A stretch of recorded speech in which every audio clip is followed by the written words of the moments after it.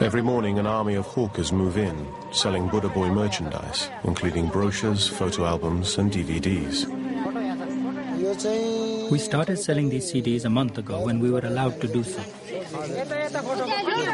Many of the sellers and pilgrims think he is the reincarnation of Buddha.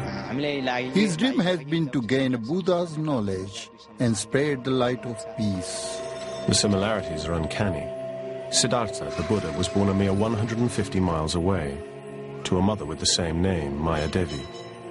Both chose to meditate for 6 years under the same type of tree and follow a life of abstinence. Buddha eventually found enlightenment through meditation, and that is what Ram is trying to achieve. You can see a light coming from the top of his head and sometimes from his forehead. Many of the stories that are circulating the site are probably just gossip, but they all feed the myth and the growing aura of the boy. One story that started the legend was that poisonous snakes bit him on 2 separate occasions. I saw him after the snake bite, and he looked very pale. Cobras and vipers are common to the area, and their bite is fatal. Incredibly, Ram required no medical attention from the bites. Because of his meditation, he flew, the poison. I heard about it. Some saw the blood, but no one saw the snake. He was sweating there, and with the sweating, his poison was gone. The boy himself does seem to have some spiritual powers. If we were bitten by a snake, we were already gone. Just because of his pure meditation, he's alive. You know, you could question if you don't believe in these things, but the people his family seems to have faith in it, so we have to sort of recognize that. True or not, it is apparent that Ram Bonjan is putting himself in danger, not only by refusing sustenance, but also by sitting exposed to the elements and wildlife. This fatalistic attitude to death is very common in Asia. So at this time, he lacks calories, he lacks proteins, he lacks vitamins, and he lacks water, so he would be susceptible to illnesses. He's got no ability to maintain an immune response or to support an immune response, and it does increase his risk of dying from an acute infection.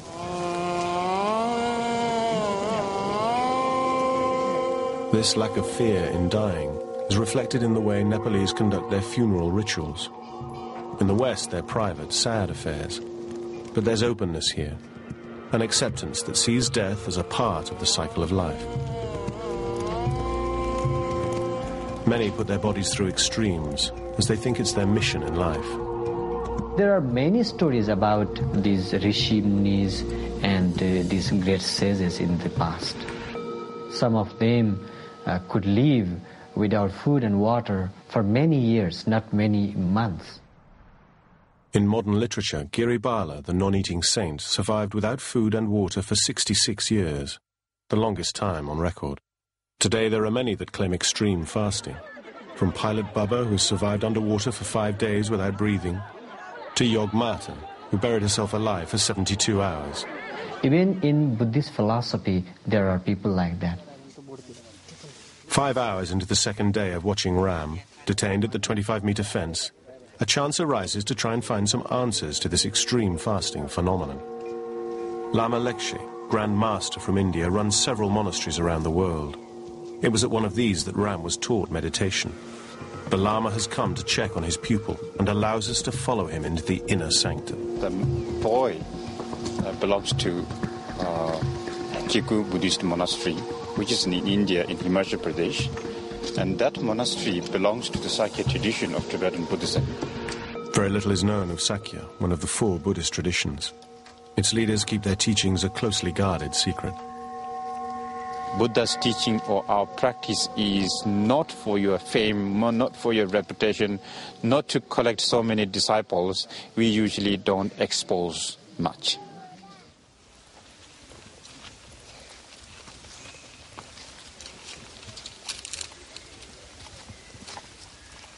We have another meditator. He has been doing this for the last 30 years. Today, his hairs are so long that he can't stretch down, so he put the small back hanged behind and then put all the hairs into that.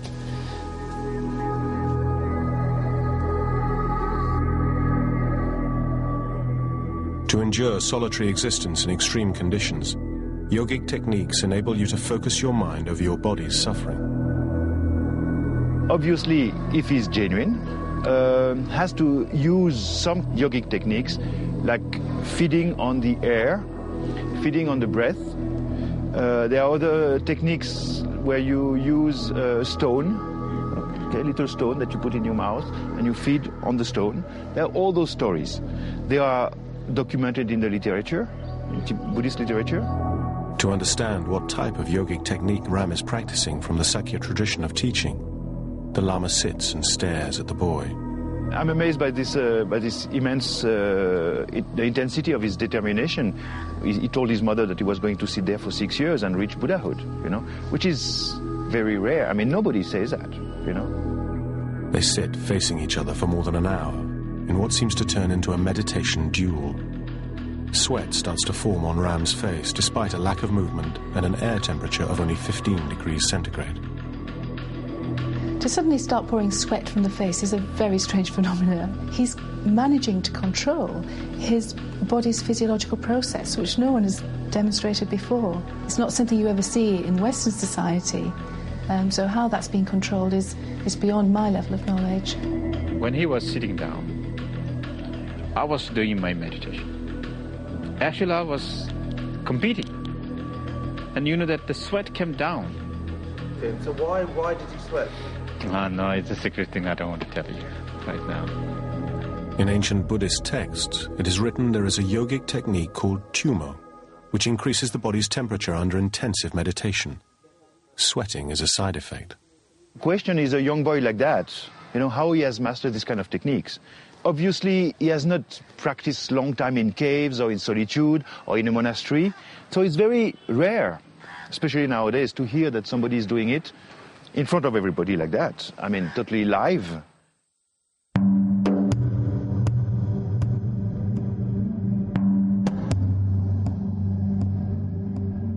To understand how Ram learnt the practice of tumo and continues to survive without food and water, we must look into his past and his first visit to Lumbini, the birthplace of Buddha. These places are the power point. If you step here with faith, devotion, and with mindfulness, definitely that energy will do something for your brain and as your physical body. Definitely a boy like that, who is so much devoted and sitting for almost like 7-8 months meditating in a jungle, when he touched this ground, definitely I believe he was very much inspired, maybe got some power. That's possible.